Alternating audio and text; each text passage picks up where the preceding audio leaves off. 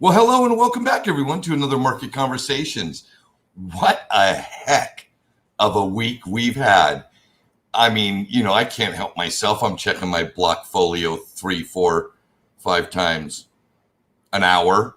Yeah, I'm sure a lot of you are doing the same too.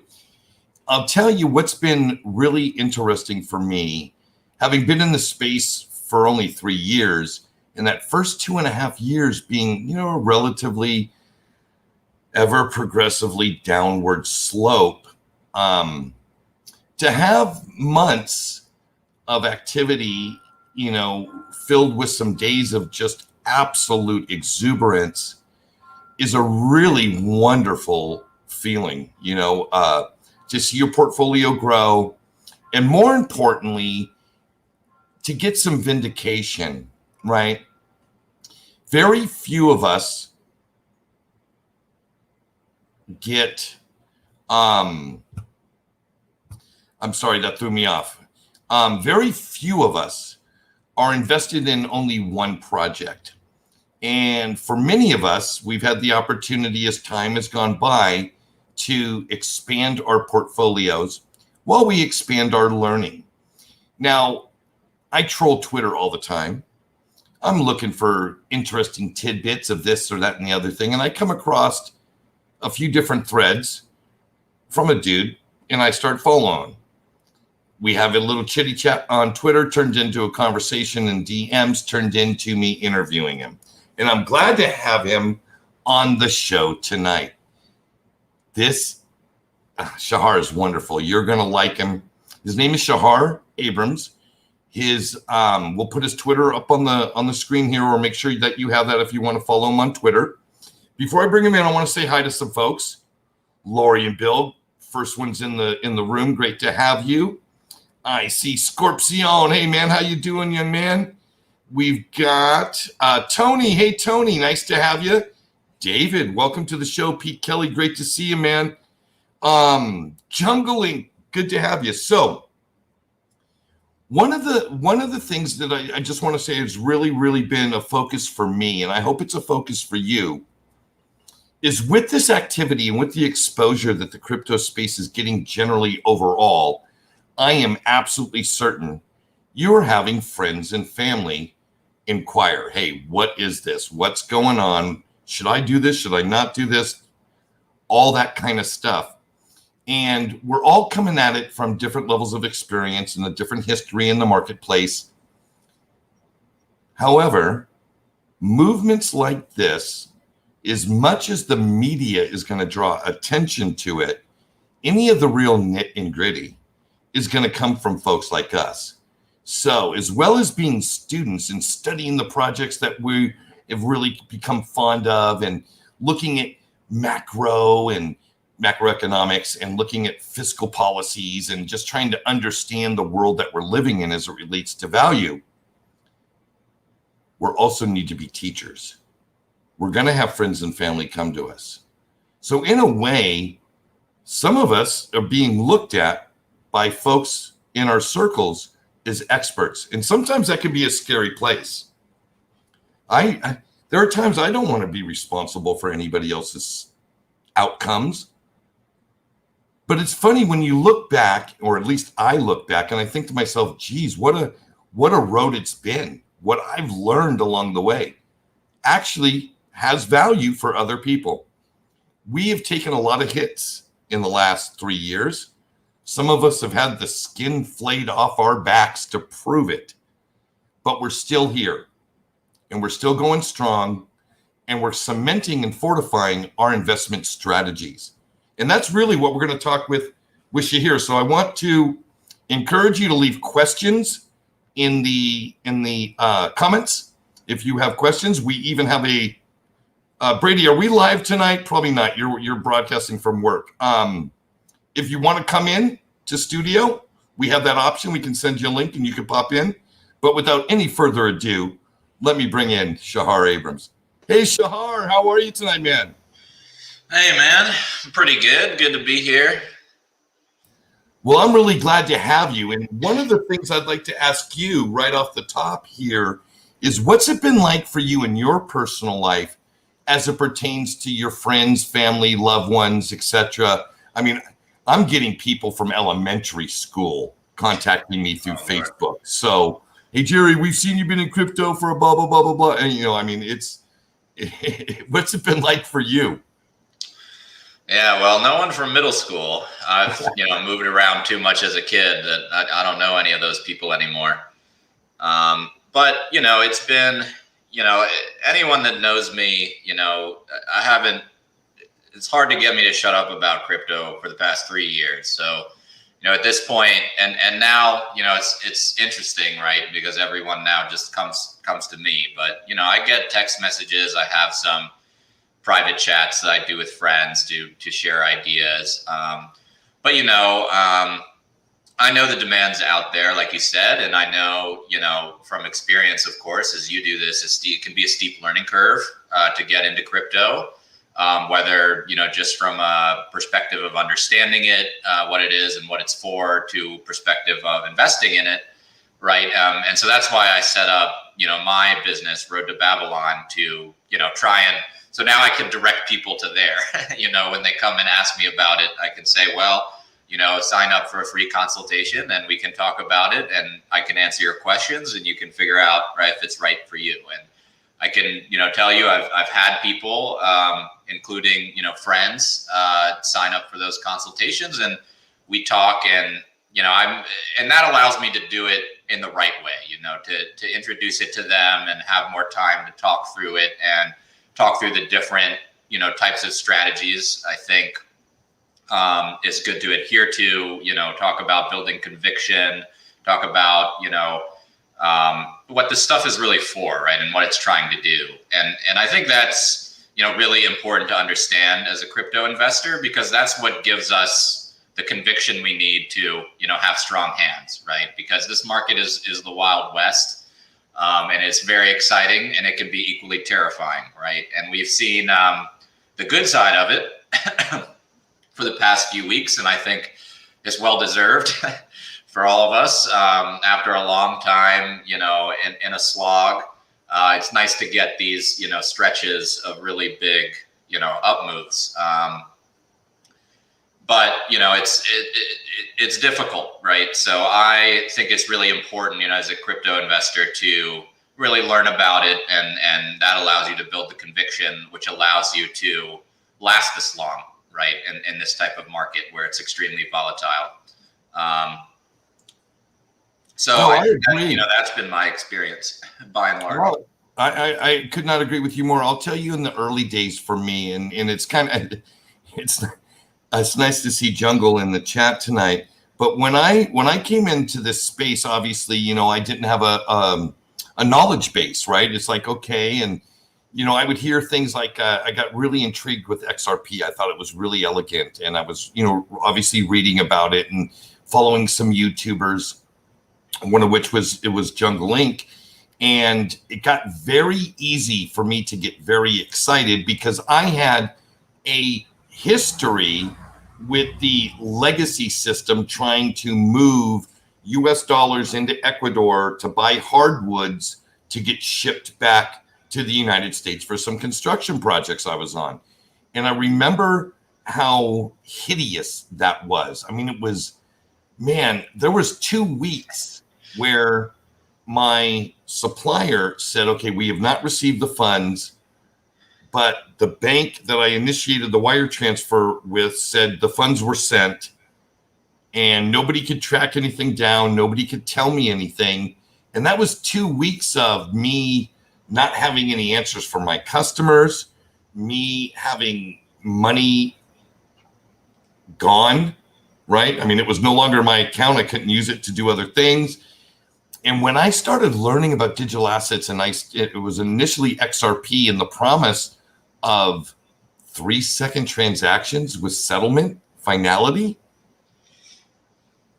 I thought to myself, how could this not be a winner? And then you start looking at other projects, and you get involved deep in the space. It's never just one project that you're involved in, and it was just like, this is a home run. And I remember in 2018, thinking every time I put money into the market, man, what a great deal I'm getting because it was cheaper than it was last week, right? And the next week it's cheaper than it was last week. And then 2019 came around and it stayed depressed. And I'm like, oh man, well, why is the world not seeing what I'm seeing? The stock market is continuing to boom.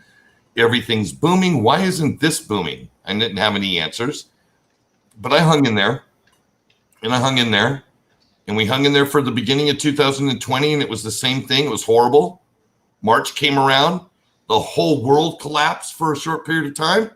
And I thought to myself, there were times I started to have doubts. Did I make the wrong call? It's been 2.5 friggin' years. And then something turned around there in August and September. And the market started to switch and we started to see some movement. And our little $250,000 crypto market cap started climbing up. And here we are today. I mean, geez, Bitcoin's $1 trillion by itself. What a difference a few months can make, right? That's unbelievable. From doubt to conviction, to doubt to conviction again, to now supreme conviction and exuberance. How do you talk to people about managing expectations? Yeah, well, I try to be upfront with them about, what are the reasons that you're getting into it? And, and I tell everyone, this is not somewhere you come and look for a quick buck. And like we talked about on the podcast earlier, right? You see everyone that makes a lot of money, right? They always share their experience, they always share in the posts how much they're making. You don't see all the people that don't make money, right? They never share it. So, what I tell people is like, look, no one I'm extremely bullish on crypto. I'm as bullish as anyone. But no one has a crystal ball and it's very volatile. And, there are macroeconomic factors outside of the control of crypto. For instance, a lot of the tailwinds, that have taken us up, so high, so fast, zero interest rates, incredible money printing, right? That could change. The Fed could, probably won't happen, but the Fed could raise rates, right? And if they raise rates, all the stuff is going to go down, right? So I just tell people, look, nobody knows what's going to happen tomorrow or next week or in a few months. If you're coming into this, you have to understand the bet you're making.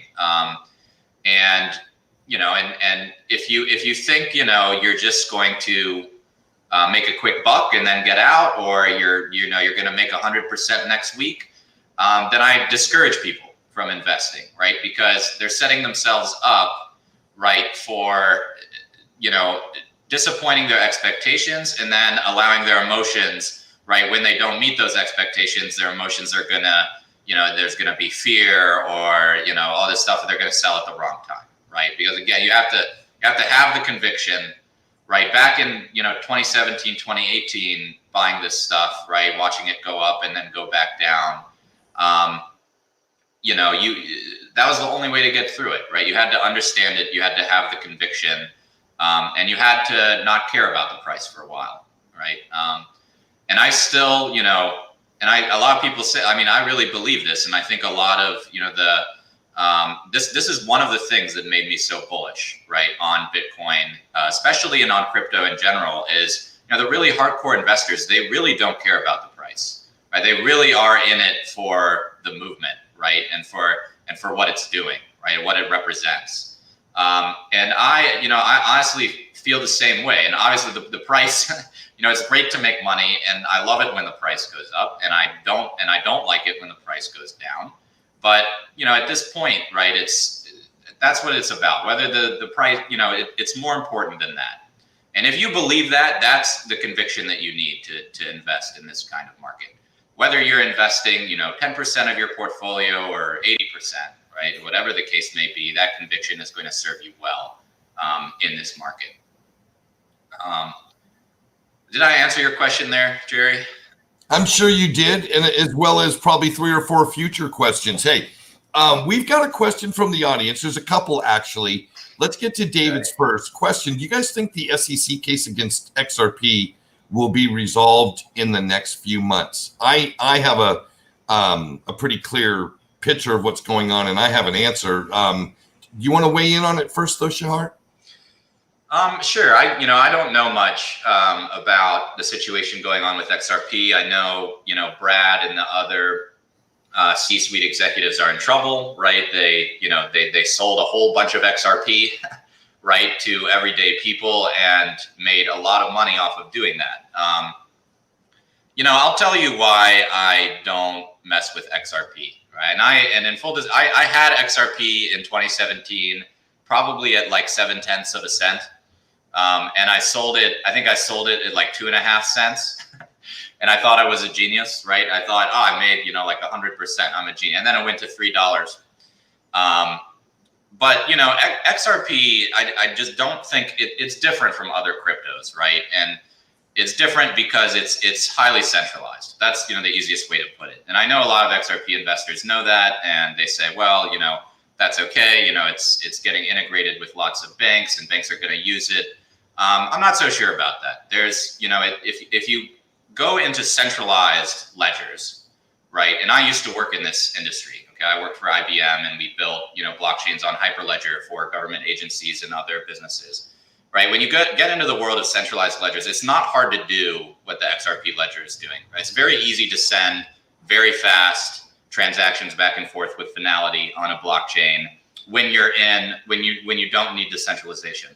Right? Decentralization is what makes that hard and more expensive.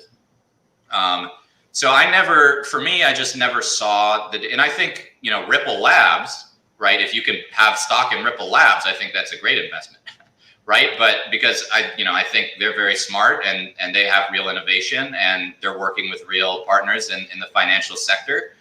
So that's great for them, right?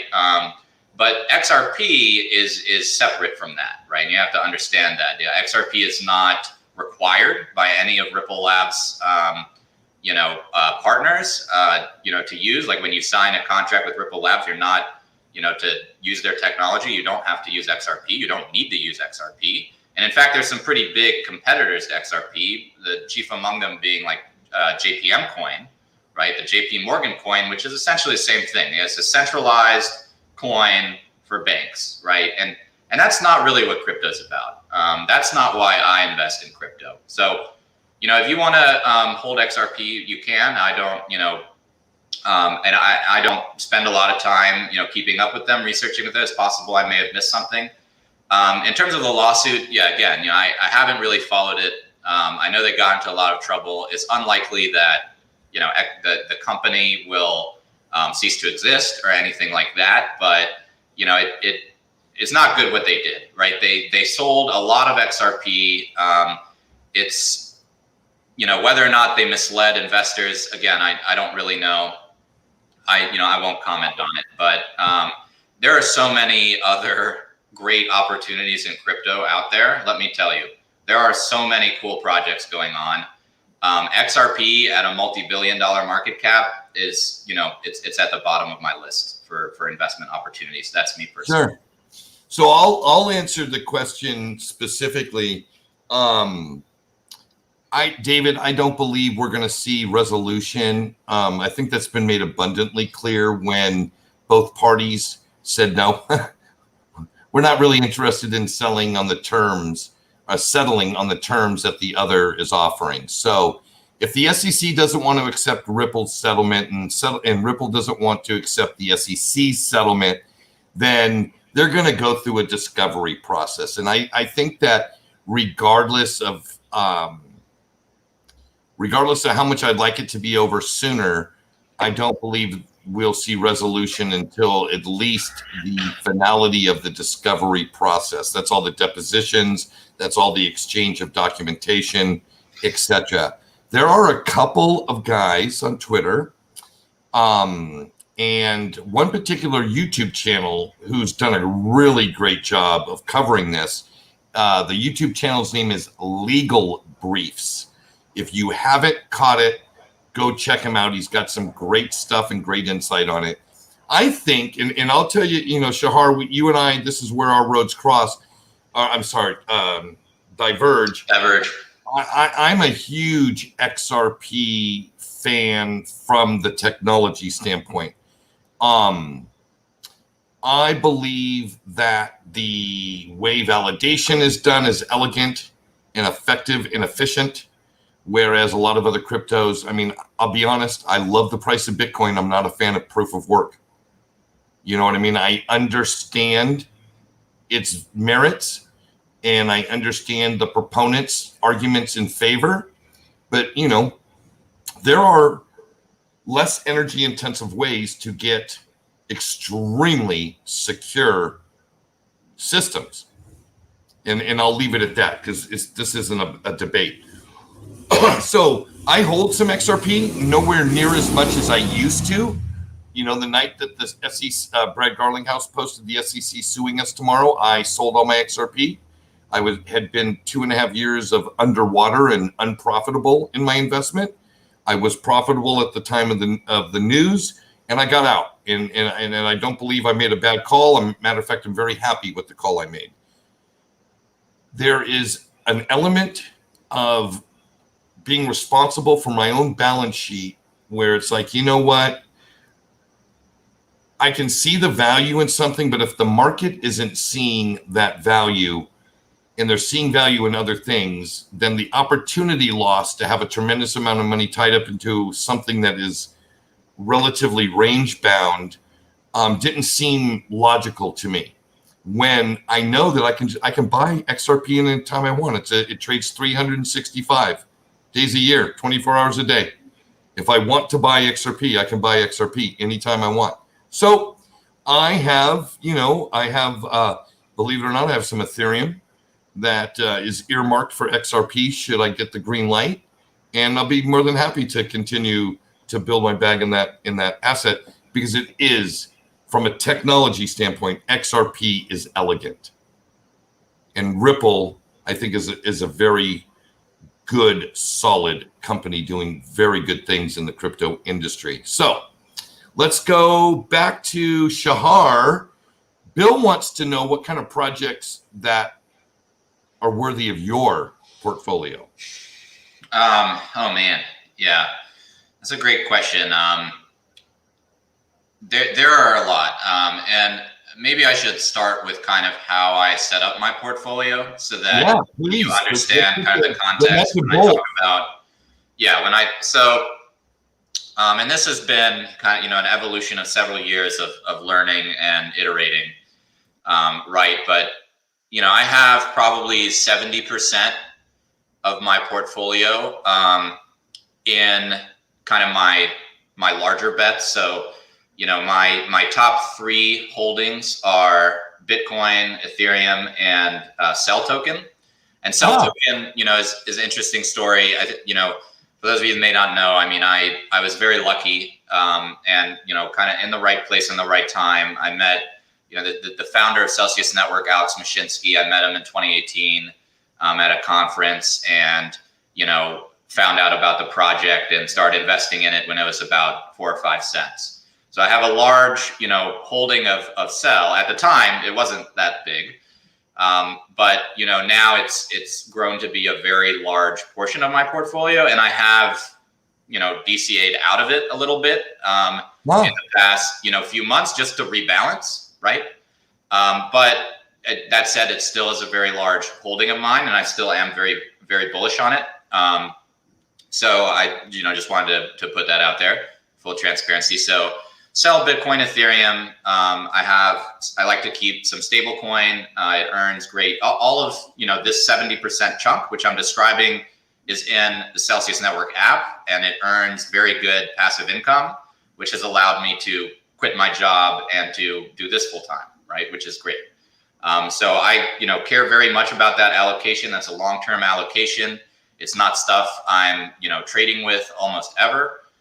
It's very long-term strategic focused. So now also in that allocation, I have a few quote unquote, big bets that are outside of the top, 4 holdings: Bitcoin, Ethereum, Cell, USDC.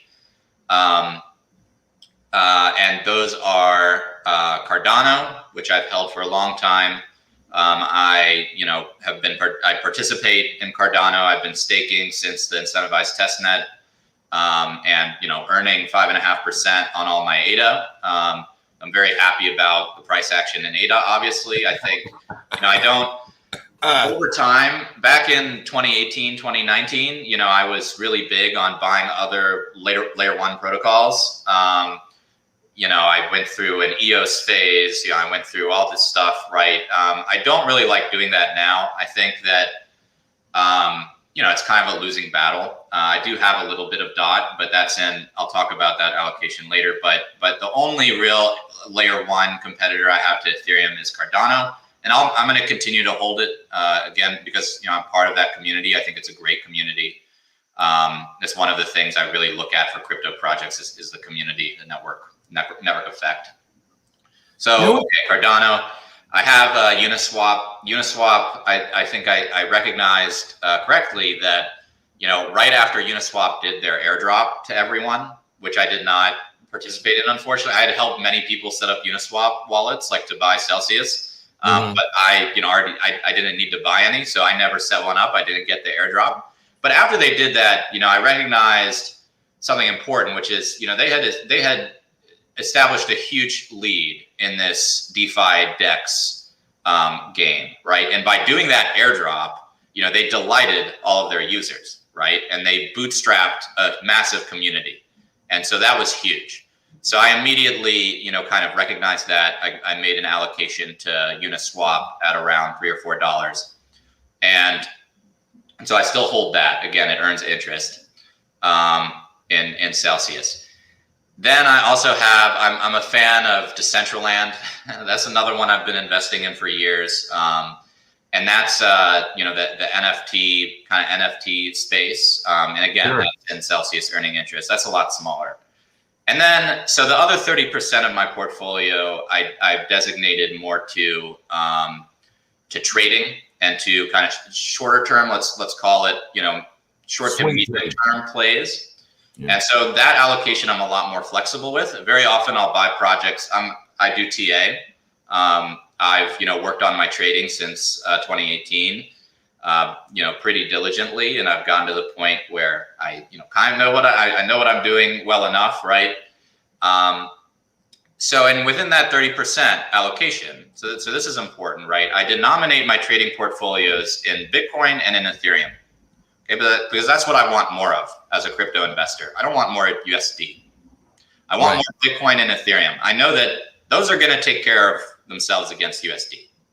So I just focus on getting more of those. What that helps me do is really narrow stuff down, right? Because every project in crypto, almost every stock, right, is doing well against USD. You can't show me, if you show me something against USD and say, oh, this is up, I'm doing great, great. Anyone, a monkey could have thrown a dart, right, and probably found stuff outperforming USD. Sad but true, right? But when you start to be more discerning, right? And you start judging it against Ethereum and Bitcoin, two of the best performing assets in the world, then you can really narrow down the projects that you're putting your money in, right? Yeah, that's a high bar. Right, exactly. It's a high bar.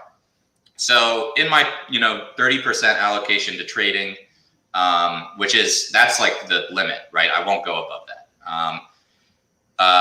Probably 20% within of that, 20% of the 30% is denominated Bitcoin. The other 10% is denominated Ethereum. Now, with the Ethereum denomination, what I've done is I've invested, rather than taking kind of trades, I have invested in some projects that are really early stage, because that's what's great about Uniswap and these DEXs is you can access coins, right, that aren't on that haven't had their Coinbase listing pump yet, right, and that are much smaller cap, under the radar. All right. And these are ones that I really like to look for. That's how I found Celcius, back in the day.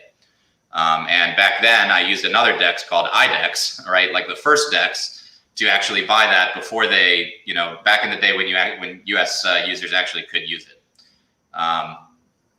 So I use Uniswap for that purpose. And there are a few projects kind of within that bucket that, you know, are medium-term plays I'm very, very bullish on. So to finally answer the question, in kind of that, you know, small cap investment allocation that I have, there are a few that I really like, and most of them are, you know, in DeFi. So again, sorry, before I answer the question, one more kind of note on where I see the crypto market going, right? You always have this effect, right? Money flows into Bitcoin first, and then it, you know, flows into some of the other large caps, and then from there it'll flow into the rest. So you ask yourself, right? All the retail, if you have the thesis, okay, we're going to see a large influx of money into crypto, or, you know, we've already seen it. But let's say, you know, we're going to continue to see retail money come into crypto, right?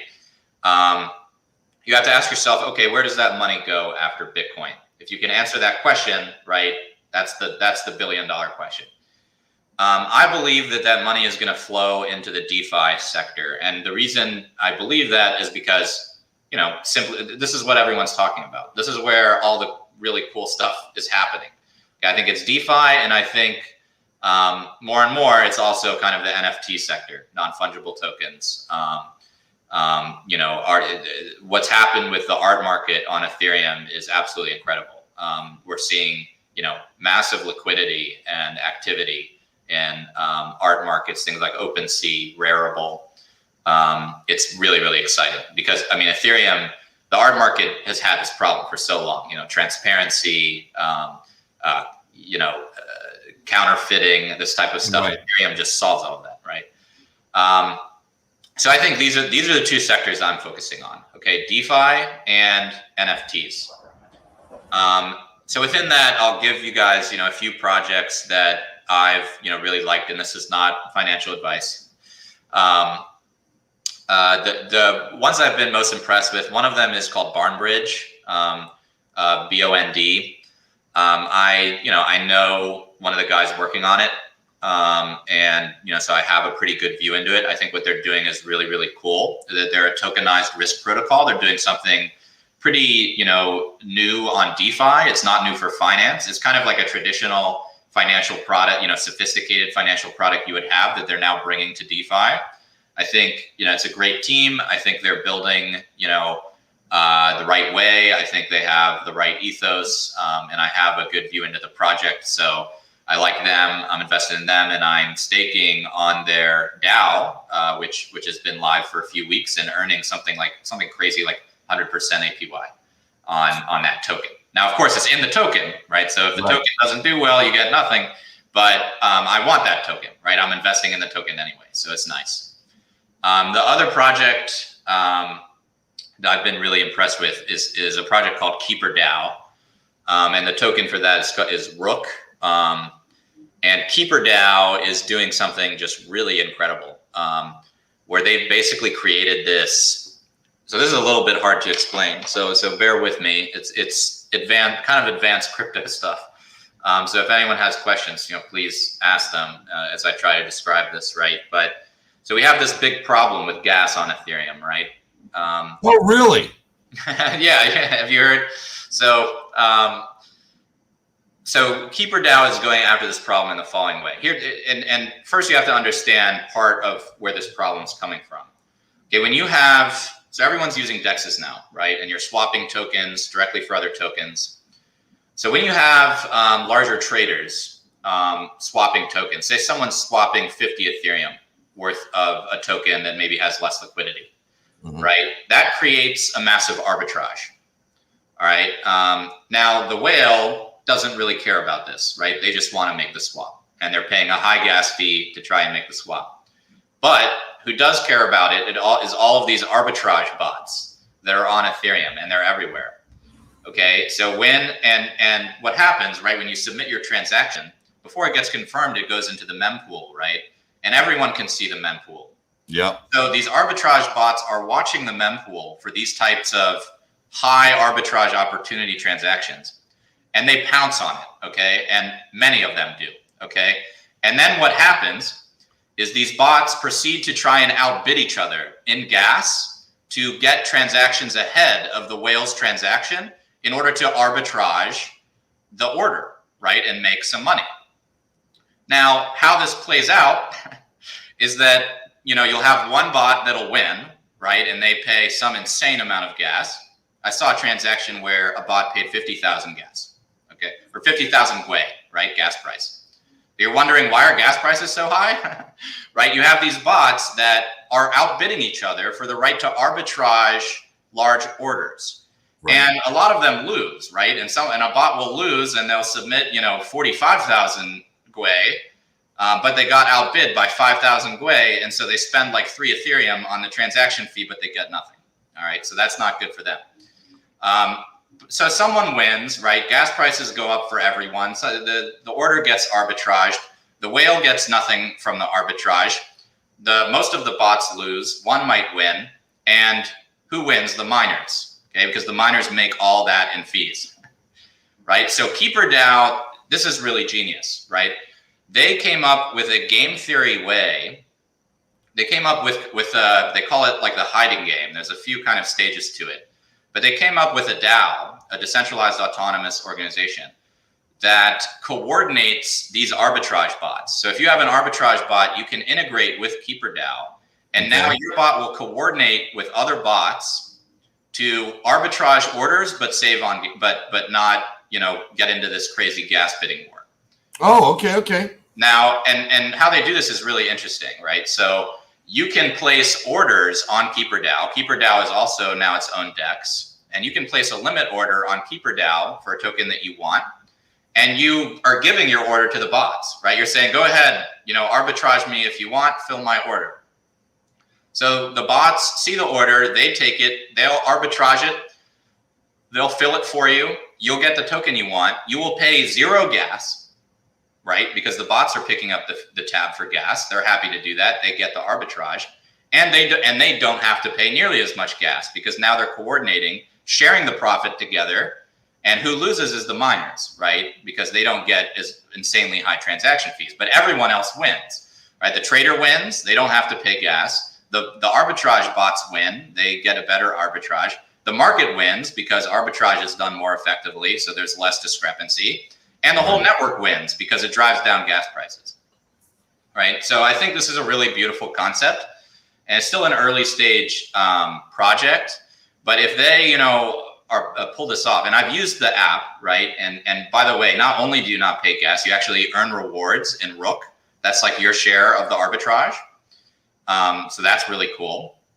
So if they are able to pull this off, they will get, you know, a lot of order flow routing through them, and that will translate, you know, to a lot of market cap for them. Interesting. I think we share fundamentally a very similar thesis, and that is this: simply stated, the financial markets are painted into a corner of zero rate fiscal policy. All right. That's just the truth.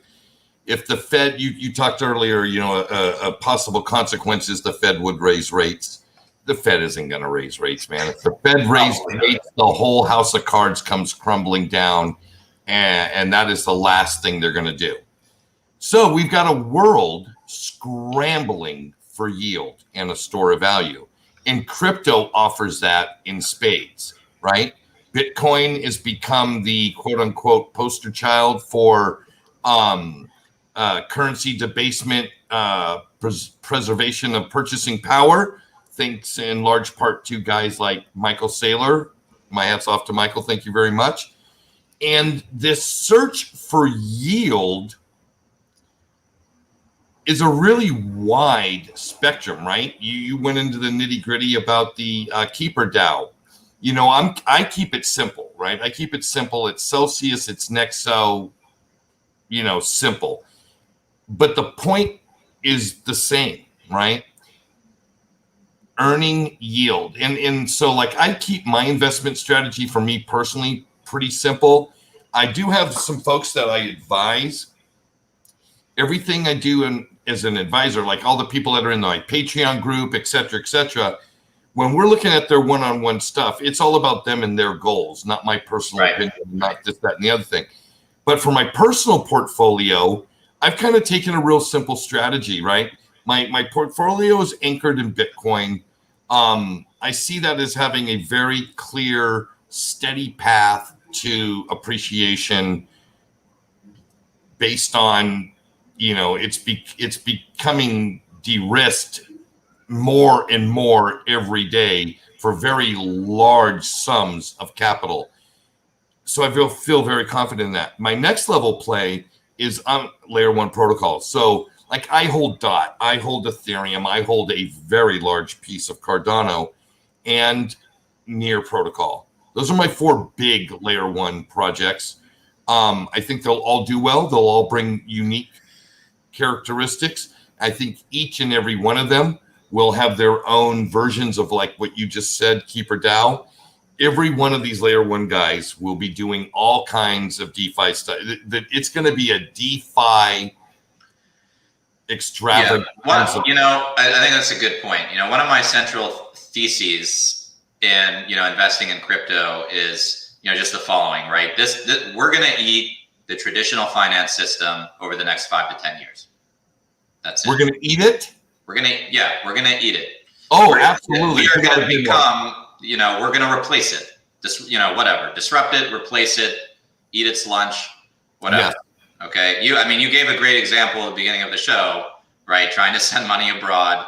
You can, I can fill in all sorts of, examples of the banking industry, being archaic, right? I sold some shares in a 401k account, right? I had to wait like a week, right, for it to transfer into my bank. You don't know where it is. Then, if you want to move it out of your bank, you got to wait for that, right? So all this stuff is, after being in crypto for a few years, when I hear about, banking woes, right, or when I'm on the phone with like a bank representative, like I just can't wrap my head around what they're doing, right? It's just like, what is going on here? So I think that, if you believe that, right, that crypto and DeFi, CeFi are going to eat the banking sector and the traditional finance sector over the next 5 to 10 years, then all you have to ask yourself is, who are the winners going to be, right? And you're going to do very well. Yeah, and I think that's a big secret. And I don't know who the winners are going to be. We don't know, right? But I do know a little bit about the technology, and I can tell you that Polkadot brings some very interesting narratives to that story. Cardano and what Charles Hoskinson and those guys are doing, I would not bet against Charles Hoskinson. Matter of fact, that's why it's the largest layer one solution bet on my table.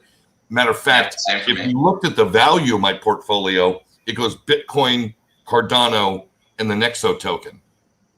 Yours was the Cell token. And what's interesting is that, I see Cell token and Nexo and the Binance coin and Bitrue's version of the coin. I see those as utility tokens. And all I ever need to do to equate some kind of valuation model to them is look at network effects. Does the token offer the user in the network a benefit? And what kind of benefit, right? For network effects, folks, write that down. Shahar Bloom's substack.com p/network effects. A great 2-minute read, lays it out for you really super simply.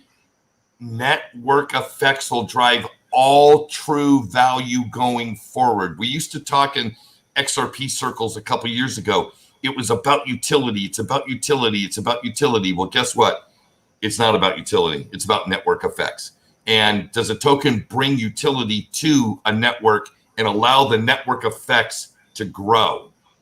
So maybe we knew what we were talking about, but we didn't quite have the right verbiage. This is a great way to frame your understanding of what's going to grow and what isn't going to grow. Banks will cannibalize themselves. Brah. I agree, brother. 100% agree. Yeah. Hey, we got Channing in here. Let's see what Channing's got to say. We got Cardano, Flare, YFLR, which are the Flare Finance guys, will absolutely rule the space. I am looking forward to that interview, Channing. Hey, Shahar, are you familiar with what's shaking and baking with Flare Networks? No, I'm really not. And this conversation in the comments in the chat make me think I gotta look into it. I think you need to look into it, and I'll tell you why. There is something extremely elegant about the XRP ledger. Whether you like Ripple or not, elegant, Jerry, what do you mean elegant? Well, okay, it's simple, it's fast, it's cheap on so many levels. Cardano. That's true. I'm not saying this isn't a debate. Okay. I agree. Right. I agree Cardano is elegant also. But Flare is being built on a XRP type ledger, right? It's beautiful. It's just really beautiful. It's worth taking a look into. And it's got something that new projects coming to the space don't, and that is an extremely large, already invested community. I thought what Flare Networks did as far as building on the XRP ledger and giving all the XRP holders a airdrop that's going to be dispersed in increments over the course of this and next year. So later this year when the thing goes live and they start their disbursements, it's not an all at once airdrop. You're going to get them, dispersed out in increments. I thought that was beautiful and smart to keep participation going. What else? Yes, look into it. I will. I'll look into it. We're getting to, here we are, we're 45 plus minutes into the show. And at the end or the last portion of every show, I bring in Our Lady from the Street. This Bita Avenue is a young single mother investor living in Seattle, works her ass off every day for a very large construction company. She's been a contributor on the show, every show for the last couple of months. And I couldn't be any more happy to introduce you to her tonight. So Shahar, here is Bita. She always comes with great questions. Bita, what is shaking? Hey, happy Friday, everybody. Hey. Hello. How's everybody doing? Good. We're having a really good discussion. It's one of the things that I really like about Shahar is, although we may not see eye to eye on a lot of specifics, right? Like he's deep into this Ethereum DeFi stuff right now. I won't touch it with a 10-foot pole. But we don't have to like all the same stuff to be kind of like grounded in a foundation of, you know what, we can build wealth through these mechanisms. We can learn the principles to preserve our wealth and build on top of it using things like compounding interest, using tools like Celcius and Nexo and BlockFi and pretty soon Fidelity Digital Assets and some of the other major players in the space. It's a good deal. So Bita, we lost you for a second. You're back. Any questions? Yeah, I was just curious. For somebody to be able to select the projects that you're selecting in order to earn interest on them, what were your qualifications as far as like what you're looking for in doing that? And like I heard you said that a lot of the stuff changed over time, and is it because you had more information, or like was there something specific you were looking for? Yeah, is that questions to me? Yeah. Yes. Okay, cool. Yeah, that's a great question. I think, what kind of changed for me is, for my investment thesis, I used to think that, there are going to be tons of different blockchain networks, and let me just go buy all of them, all of these layer one protocols, right? And I still think that will be true. There's not going to be one winner takes all blockchain, at least not in the next 10 to 20 years, I believe. But what I also learned over the last 2 years, and part of this I learned working, at IBM and IBM blockchain, right? We would go up, we would try and, create these blockchain networks for different organizations. And it's very, very hard. It's very, very difficult to create, because what you need, like Jerry was saying, right? You really need network effect. You need to have, because that's where the efficiencies of the distributed ledger, right? Being able to do things in a distributed way, you really get those efficiencies only at network effect. So I've kind of come to believe that, there are probably, yes, there will be more than one layer one, but it's very, very hard, it's a very, very hard problem. So rather than try to pick a lot of, focusing my efforts there, I, shifted focus to, okay, what are the applications, decentralized apps, dApps, getting built on top of these layer ones that are going to be really high value. Mm-hmm. So I kind of pared back my layer one bets. I now only really have Ethereum and Cardano. I have some DOT in my trading account, which I'm holding on to because it looks very bullish. I don't know as much about DOT as I do, about something like Cardano or Ethereum. So I like to, stick with what I know. And my focus really has been on these applications, again, because, which, layer one is going to win is potentially a harder question than, what types of applications are going to win, because these applications, right, if they're successful, something like Celcius or Nexo or Keeper DAO, right, they can go build on whatever layer one they want, right? Exactly. At the end of the day. So if they have a really great product, and if they're they're going to be portable enough, right? And as blockchain interoperability becomes more and more of a reality, right, it's going to kind of matter less and less as well for these applications. So I focus on network effect, and I focus on, the other big thing I focus on is, okay, are you solving a real problem, right? Are you just shiny tech that looks cool and, is doing something cool? Or are you actually, solving a real problem that people have and care about, right? And that was, Celcius was a no-brainer for me for this reason, right? Because yield on crypto, that you can't get that, right? We're all used to 1% yields at our bank to such a degree that we think there must be a catch, right? When someone tries to offer us 10%, we think that's too good to be true. I'm not even going near that. That's a scam. That's a scam. Right? That's the level of, brainwashing that we've had, right? So that is a real problem, right? What I described kind of with Keeper DAO is a real problem. DeFi is, again, solving the problem of all this, inefficiency in the banking industry that, slows things down and costs money. And there are many, many other problems, right, which are going to get solved on blockchain. But I think when you combine those two things, real problem that has real impact, in a product that's actually solving that and not just pretending to solve it, with network effect. And then maybe the third thing is, the team. So, it's always good, when you're investing in a project, take a good look at the team.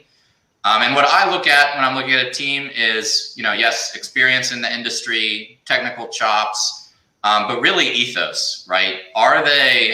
Do they get the point behind crypto, which I think is decentralization, right? Transparency, giving, putting power, net overall, putting power into the hands of people, right? That's what decentralization is about, right? It's about moving power from the center out to the edges, to the users, to all of us, whether that's privacy or it's yield or it's identity, anything like that, right? So those are my most important criteria. Oh, that's awesome. And hey, Brady. And then you also said for Keeper DAO, is that how you pronounce it? Yeah, Keeper DAO. DAO is DAO. It's just pronounced like DAO. Oh, okay. Is that for retail? I'm just curious. Is that for retail investors, or is that for like a bigger? You can get it on Uniswap. Oh, okay. So that's the great thing about crypto. You don't have to really ask it like who's right. It's for whoever understands the risk, which is it's a very risky project, right? Because it's a new idea. It hasn't been tried before, right? And I think it looks like it's working to me, but I have only the surface view, right? So it's very risky. So I would say it's for anyone that understands that level of risk and is comfortable in taking it, and then knows how to use Uniswap, right? And isn't afraid of the fees on Uniswap right now. It's a little crazy. It's a little crazy. Yeah, it's more than a little crazy. I'll tell you though, everyone, the best time to use, Ethereum in general is probably not surprising, but late at night, especially on the weekends. So between like 11 and 12 at night on the weekends is kind of the sweet spot for when you're usually going to find the lowest gas prices. Because, if you're talking about 11, 12 o'clock, most of the West is asleep and Asia is out to lunch. Okay. So that's why gas prices, I could pull up a graph. This is like based on data, right? In one of my groups, we share these, graphs of gas prices. The cheapest gas prices are between 11 to 12, and especially on Saturday and Sunday. Perfect. Hey, Ben, I'm going to chime in here. Tony's got a great question. Tony asks, Shahar, I'm curious to know your thoughts on how you'd see governments will come on board and start using new technology, and what sector of tech will likely go mainstream? Yeah, great question. And I worked so when I worked at IBM, I was actually in our government sector practice. I lived in DC for 10 years and worked with, a number of government organizations. It's hard for me to speak to tech in general, but I can speak to blockchain, which I think is what people care about here. I've been very encouraged by and large by how, by the dialogue between industry and government, which is occurring. I know, there are quite a few organizations in DC. Probably the largest one is called the Digital Chamber of Commerce. So you can look that up, that are doing great work, right? Creating dialogue with Congress, with agencies and with lawmakers, right? And that, when I join those and when I see the conversations going on, it's really encouraging, right? I think Brad Garlinghouse was on one of those, right? They get, Jeremy Allaire, the guy, the CEO of USDC, he's on one of those, right? And there's great dialogue going on. And I'm not going to say that Congress gets it, because most of them don't. Because it's not easy stuff, right? And they have other stuff to do. But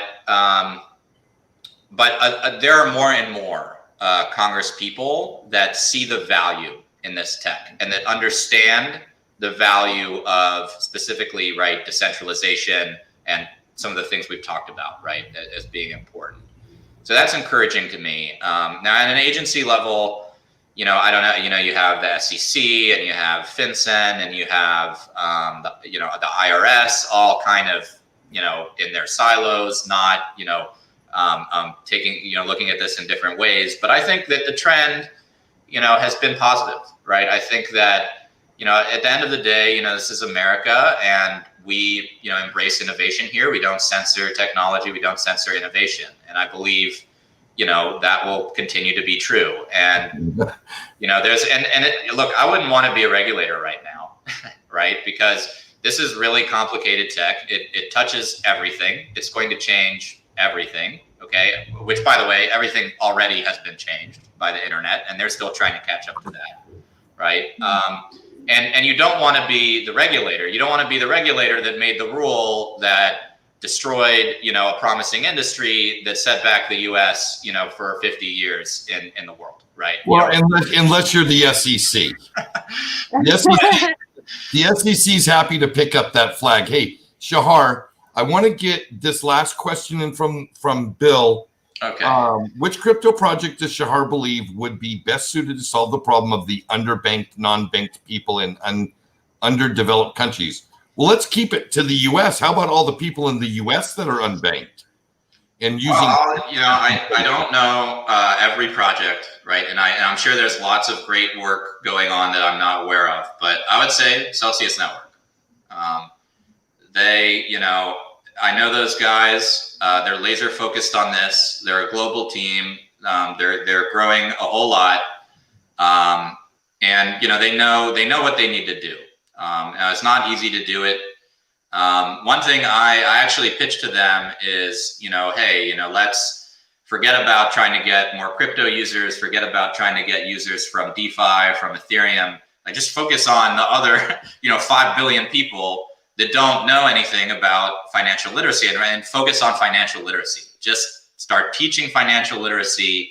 And then once people learn about financial literacy, Celcius Network or an app like it, is the obvious choice. It right? just makes sense.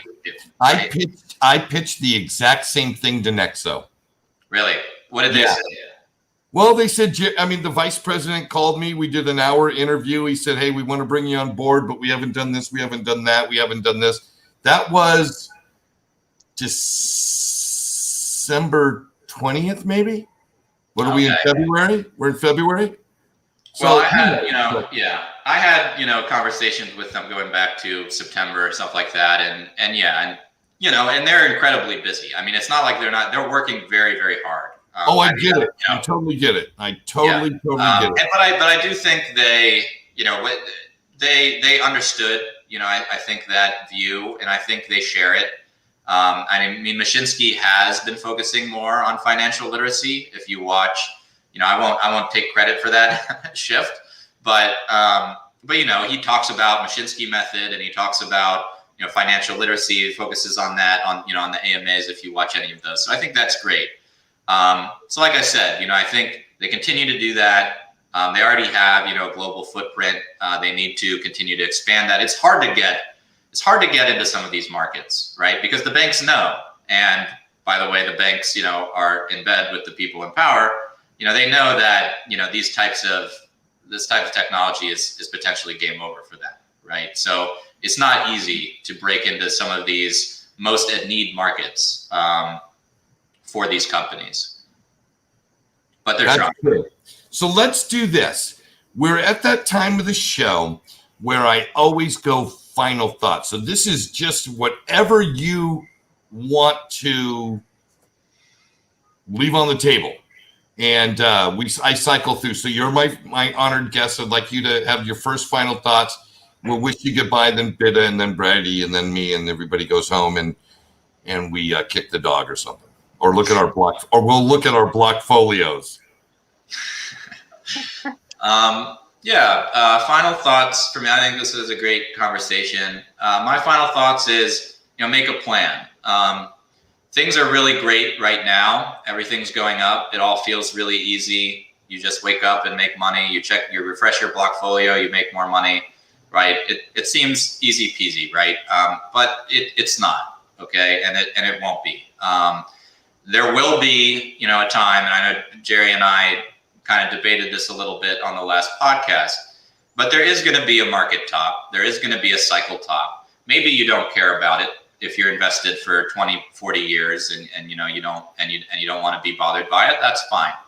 But if you're paying attention, even if you're doing that, right? If you're on Twitter, if you're on the internet and you're paying attention to all this stuff, there's going to be just a lot of emotional stuff flying around. There already is now, right? So the biggest favor you can do yourself and the best way to prepare for not knowing what's going to happen and these big swings that will happen is to have a plan and to think about what your goals are, right? It starts with what your goals are, and then it is about what's your risk tolerance, what's your portfolio allocation, how are you treating different. I talked about how I've broken it up right into a longer term position and a more medium term position. So doing that, I think is the best thing you can do right now.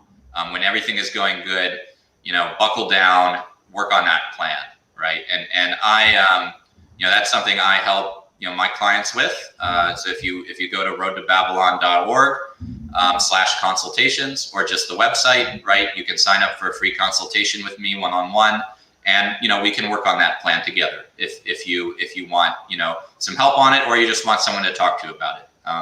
I love doing that with people. So I'll leave off on that plug.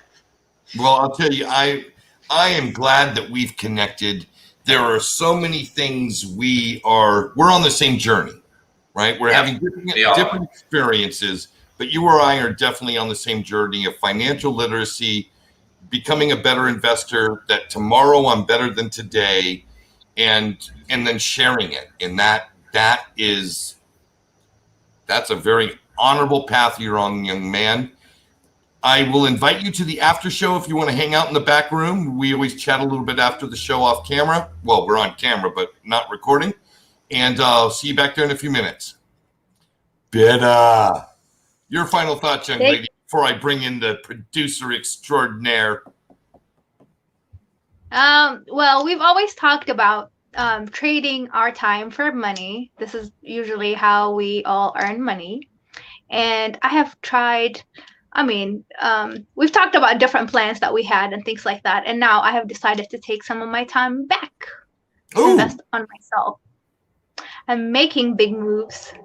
Maybe it's the craziest move or it will be the best move, but I have made the move and I'm sticking to it to make my own plan, to do my own thing, and take my time back and focus on my financial education and things like that. So it's like, it's a scary journey, but I feel like a necessary journey. And I think this is a perfect time to do it. So right on.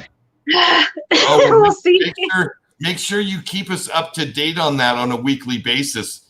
That's live every Friday night, folks. Tune in to see, did Bitta absolutely blow up or did she crash and burn? And what did she learn along the way? No. That was great. I'll see you back in the backstage. Brady, come on in, baby. What is going on? What are your final thoughts, young man? Everybody wants to know, is Brady real? I saw that in the comments. Is Brady real? He's a figment of Jerry's imagination. I guess you could call me an uneducated asset manager. And I think it's something, and I obviously can't steal that from the uneducated economist, because I think it's the most brilliant name to have if you are embarking on an endeavor that eventually educates you in something. And I think in this case, it's financial literacy. Yeah. So I think we need to, how did I say it? Become a business owner and not an employee that gets taxed left and right. Stop refreshing your blockfolio and protect your capital through time, rebalance when needed.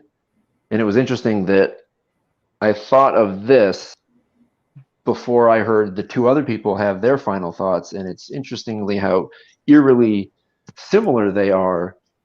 But I'd like to say I will be happy to make an announcement next Friday myself, and since I have no idea what it could possibly be, joke, I know exactly what. I guess you'll have to tune in next week. To see did Brady quit his job and become a crypto options trader full time. No. Well, no, but let's say there's really no crash and burn. There's just runway, liftoff, and blast off. It's kind of the only way I can see this right on thing coming to fruition. So that's my final thoughts, and I'm sticking to it. Oh man, big things are happening for people. That's great. Brady, I'll see you backstage in a minute. Wow, folks, good show tonight. You know, I'm constantly reminded that the journey, whether we're in bear markets or bull markets, the real journey is about expanding our own thought process. You know, crypto has given me an opportunity to learn about capital markets. It's given me an opportunity to learn about macro perspectives and trends, you know, to dive in and see how paradigms have been changing from, you know, when I was a young man and I was told, if you want to be successful, you've got to start a business and you have to make something, which means you have to buy raw materials that cost money and you have to add value to those raw materials and somebody will pay you more for them, whether it be in the form of art or construction or whatever it is that I did. And what I'm seeing today, I'm seeing a whole paradigm shift from a very textile environment when I was young to a very digital environment now. And when I look at it and I think about it, it's like, you know, the entrepreneurs that are developing these businesses and their environment is a digital environment online, and they really don't have, after the initial quote unquote construction or the majority of the upfront hours for coding or web building or what have you, their variable cost to run the business goes down. Therefore, you know, with any network, as the network gets more valuable when more people are participating in that network, the profits can be exponential. And that's an incredible way to look at how do we value these cryptocurrencies, right? When I look at the capital markets and I see over the last 20 years, the most successful companies have been companies that have a digital network. Facebook, Amazon, Google come to mind. And their variable cost to produce the product gets shrunk down to the cost of electricity. It's really amazing. Anyway, that's my final thought. Enjoy the ride. But always remember, be a student first and be willing to teach what you're learning. The world will be a better place for it. So thanks for tuning in. Thanks for all the folks that have recently joined the Patreon group. We got our last meeting of February coming up this Sunday, 8 p.m. Eastern, 5 p.m. Pacific. Anyway, I didn't get a chance to say hello to Channing. I didn't get a chance to say hi to CKJ Cellmate or Heirloom. Great to have you folks. Vet. Hey, Lance, thanks for tuning in, man. Your support has been wonderful. I really appreciate it. And for all the guests that we've had on tonight and for all the people that continue to tune in the show every week, Pura Vida.